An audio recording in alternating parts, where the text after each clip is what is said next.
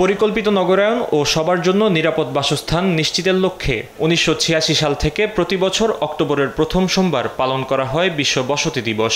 এরই ধারাবাহিকতায় পরিকল্পিত উন্নয়নের ধারা নগর সমস্যায় সারা প্রতিপাদ্য নিয়ে আলোচনার আয়োজন করে গৃহায়ন ও গণপূর্ত মন্ত্রণালয়। স্থানিক পরিকল্পনা পরিবেশ উপদেষ্টার মতে বসতিকে মৌলিক অধিকারের মধ্যে অন্তর্ভুক্ত করতে পরিকল্পনার প্রয়োজন। বড় বড় শহরে প্লট বরাদ্দ নিয়েও আপত্তি তার। বসতি নিশ্চিত করার কথা বলি, এটা আসলে একটা মৌলিক মানবাধিকার। ঢাকা কেন্দ্রিক বা বড় বড় শহরে যেখানে নগরায়ন হচ্ছে সেগুলোতে প্লট দেওয়া বন্ধ করে দেওয়া উচিত।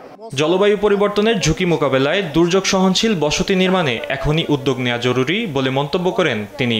এমন প্রকল্প বাস্তবায়নে জলবায়ু ট্রাস্টি বোর্ড সহায়তা দেবে বলেও জানান পরিবেশ উপদেষ্টা।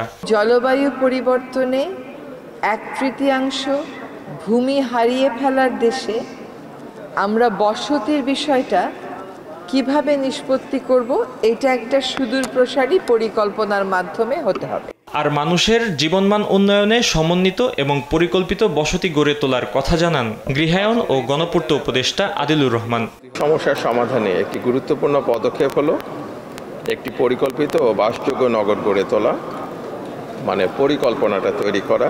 বক্তারা জানান পরিকল্পিত নগরায়ন শুধু উন্নয়নের রূপরেখা নয়, এটি নিরাপদ, টেকসই ও মানবিক জীবনের আশ্বাস। ব্যবস্থাপনা এবং উন্নয়ন নিয়ন্ত্রণের যে সংকট আছে, ফাহিম ইউসুফ, দেশ টিভি, ঢাকা। পরিকল্পনার ক্ষেত্রে আপনারা গোষ্ঠী স্বার্থ